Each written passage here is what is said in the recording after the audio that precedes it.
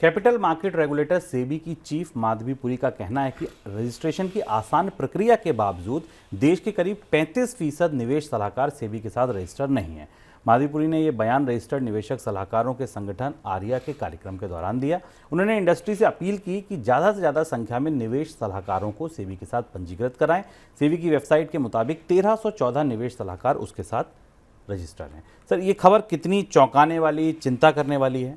ये सबसे ज़्यादा चौंकाने वाली खबर, और ख़ासतौर पर आप सबके लिए और उन सारे लोगों के लिए जो सुबह से शाम तक इंस्टाग्राम पर, टेलीग्राम पर, यूट्यूब के ऊपर तरह तरह की निवेश की सलाहें मुफ्त में हासिल करते रहते हैं। आपको जानकर आश्चर्य होगा कि सेबी के पास रजिस्टर्ड सलाहकारों की संख्या केवल 1300 से 1400 है, पर सोशल मीडिया पर सैकड़ों रायचंद बिखरे हुए हैं जो आपको तरह तरह से सलाहें दे रहे हैं। और यहाँ ये जिम्मेदारी हमारी और अब काफ़ी सारे आम लोगों की है कि उन्हें जानना ज़रूरी है कि वो जिस निवेशक सलाहकार से सलाह ले रहे हैं वो सेबी के पास पंजीकृत है कि नहीं।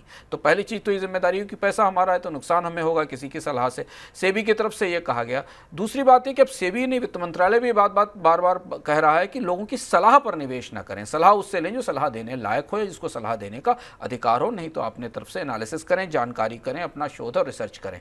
इसके बाद इस घोषणा का हम एक मतलब ये भी निकाल सकते हैं कि सेबी आने वाले समय में और ज़्यादा सख्ती कर सकती है उन लोगों पर जो रजिस्टर्ड इन्वेस्टमेंट एडवाइज़र नहीं है। लेकिन फिलहाल निवेशकों के लिए तो संकेत पर्याप्त है कि आपको क्या करना चाहिए। आपको सबसे पहले अगर किसी की सलाह माननी है तो जांचने की कोशिश करिए कि वो सेबी से रजिस्टर्ड इन्वेस्टमेंट एडवाइज़र है कि नहीं है। सेबी का रजिस्ट्रेशन इतना ज़रूरी क्यों है या इसकी वजह क्या है, ये भी जानना ज़रूरी है। कोई दूसरा क्यों ऐसा नहीं कर सकता? क्योंकि निवेश सलाह देने के एक अपने नियम हैं, कुछ पैमाने हैं, उसका कुछ एथिक्स है। आप क्या कह सकते हैं, क्या बता सकते हैं, किन चीज़ों को खरीदने की सलाह दे सकते हैं, किन्हें नहीं खरीदने की सलाह दे सकते हैं, कहाँ आपका इंटरेस्ट इन्वॉल्व होता है किसी प्रोडक्ट को खरीदवाने में, किसी स्टॉक में, म्यूचुअल फंड को खरीदवाने में, इसके सबके नियम तय किए गए। सामान्य निवेशक को पता ही नहीं होता कि उसको किसी चैनल पर आकर कोई गुरु, स्टॉक मार्केट का गुरु जो बता रहा है उसमें उसका अपना कितना इन्वेस्टमेंट है, उसका अपना इसके पीछे क्या इंटरेस्ट छिपा हुआ है। इसलिए भी निवेश सलाह लेते समय सतर्कता ज़रूरी है।